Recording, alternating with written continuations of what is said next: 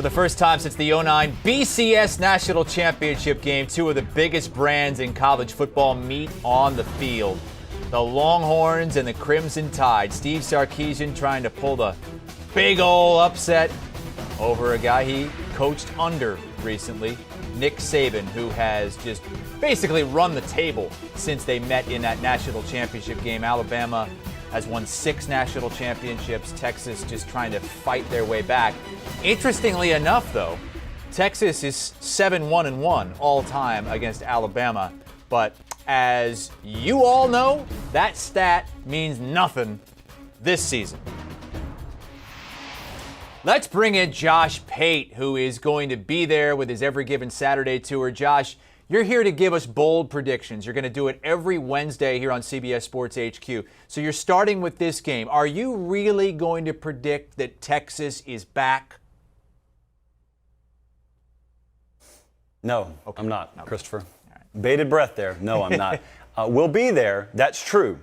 Because the last time I had an opportunity to go to a game in the state of Texas where there was this big point spread involving Alabama, I passed it up. And that was Bama at A&M. Huge upset. Seth Small at the end of the game, field goal, you know the rest. So if it is to happen, I do want to be there. But I think there's a much bigger chance. Actually, I'll give you a bold prediction. I think the much bigger risk that we run here is the hype far outmatches the actual game on the field. There's this path you can paint, Chris, where Texas hangs around. You could have one of those really poised, precision-based type afternoons, quick passes, got to get it out quick. Xavier Worthy for Texas. Maybe Steve Sarkisian uses him the same way that he was able to use Devontae Smith at Alabama in the Heisman year, where you just get him anywhere between 12 and 18 touches in the game. And I do expect that from Texas, even if they do get beat Saturday. But when you look at the pass rush Alabama has, and you look at that against the very green offensive line and a new quarterback and just so many question marks and unknown for Texas, and maybe Texas's ability to pressure Bryce Young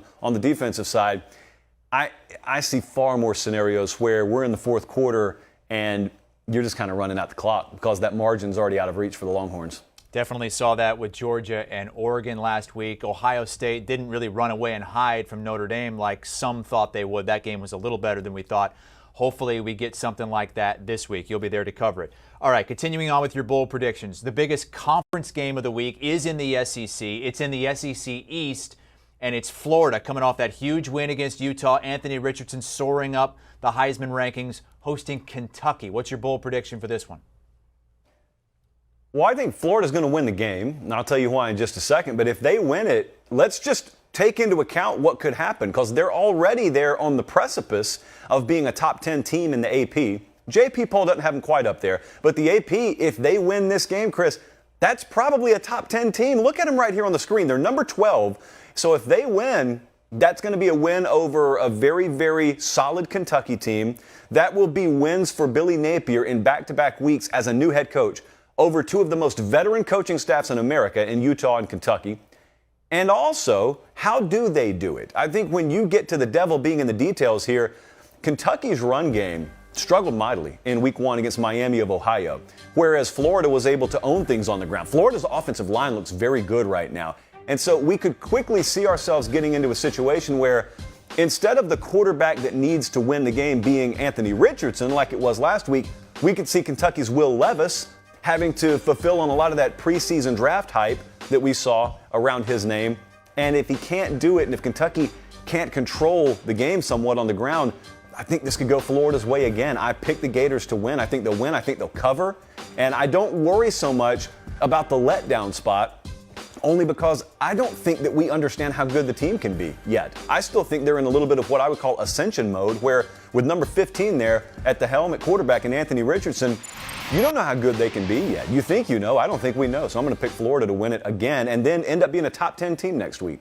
You can have your Florida, Kentucky. You can have your Bama, Texas. Give me Iowa and Iowa State. First team to 4 wins. Here's a bold prediction from me on this one before we get yours. How's this? Iowa will score its first offensive touchdown of the season. Book it. Oh, my goodness. Is there a prop bet out there for this? Just over 0.5 offensive. It's going to be good.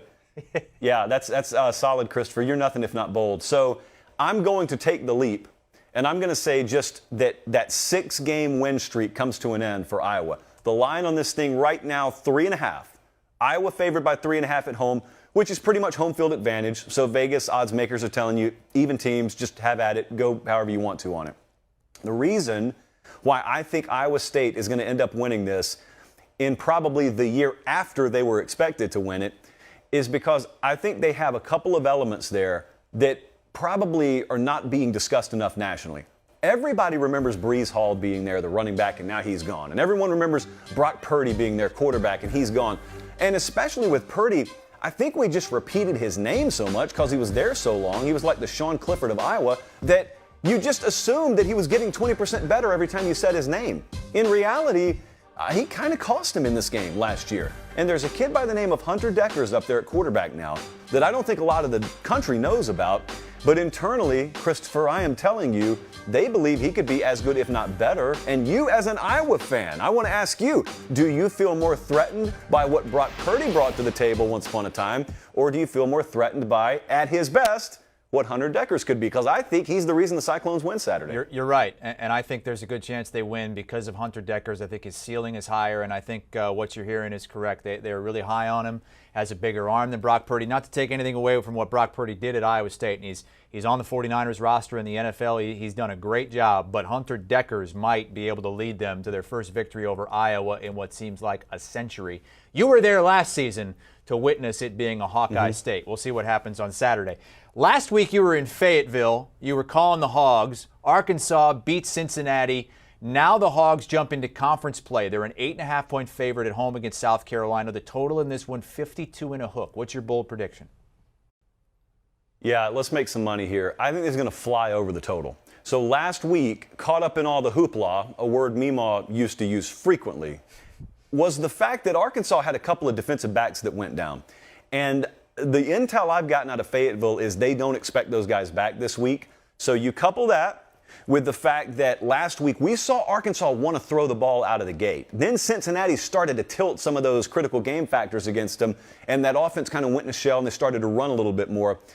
I think, talking to some folks around the Arkansas program, they believe in that pass game. They believe in that wide receiver stable. Even after Treylon Burks went out, they've made it a point of emphasis to say that even though he went to the NFL, in the aggregate, we can more than make up for it. I think that KJ Jefferson wants to pride himself on being able to add that layer and that element to his game. And I think that when you watched that secondary of Arkansas struggle last week, and could have been worse if Cincinnati didn't overthrow about 4 touchdown passes, they know they need to score. So I've got an Arkansas team very motivated to add an element to their offense. I believe that all this talk about Spencer Rattler and this South Carolina offense struggling in week 1 leaves out the fact that they played a really good team. You just don't know that Georgia State's good because they're in the Sun Belt. They may win the Sun Belt championship this year.